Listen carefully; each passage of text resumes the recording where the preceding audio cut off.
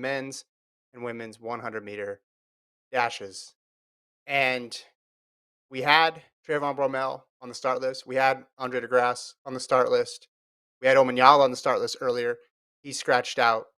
We had Zharnel Hughes, who was trying to get in a good race after that disappointing false start at the Olympics last year in the final. And we had two false starts. We had two false starts in this men's 100. The first one, Trayvon Bromell. Clear as day.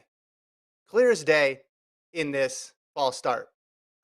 Sometimes in track and field, when you're watching it on TV, it's hard to pick it out. It's hard to decipher. Hey, was that guy moving a little bit? Was that guy swaying? Was that person rocking back and forth? Now, this one was very clear.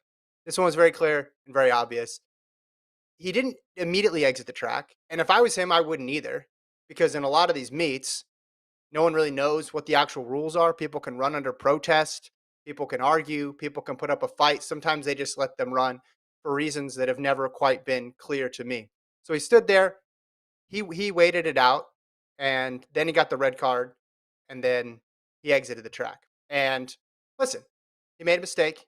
He owned up to it afterwards. Said it was a rookie mistake. It's just a clear false start. It's something you have to call. I saw some people afterwards talking about you change this rule, change that rule.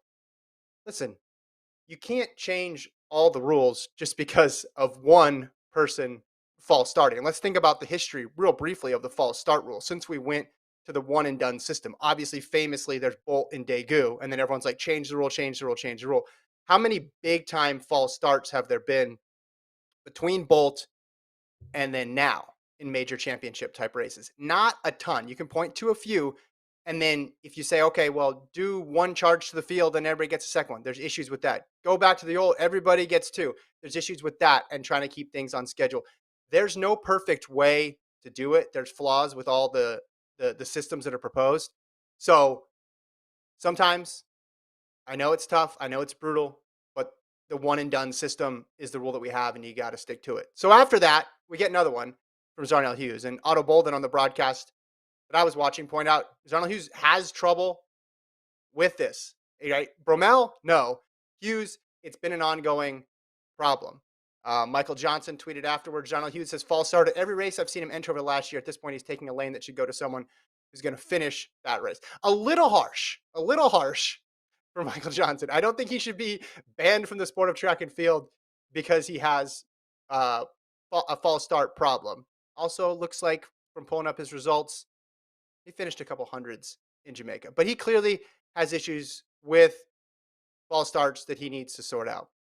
So then after all that, we finally get to the race. We're down two runners.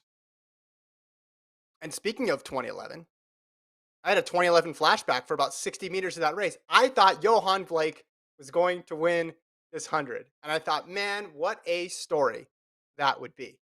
Johan Blake, throwback performance. Who cares about the time? But Johan Blake winning a Diamond League, that would have been a result nobody would have predicted. And then about the last 30 meters, Aaron Brown went by him and won 10:13 to 10:18. Jerome Blake, third, 10:20. DeGrasse, 10:24. I guess aside from the false starts, the story is DeGrasse in fourth and people panicking about DeGrasse in fourth. The way I feel about DeGrasse in the sprints internationally is almost how I feel about all these years of Matthew Centuritz domestically in the 1500. Gets it right when the time counts, he's going to be in the mix.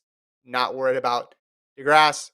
That does not surprise me at all that he ran this time. Let's go over to the women's 100 now, though.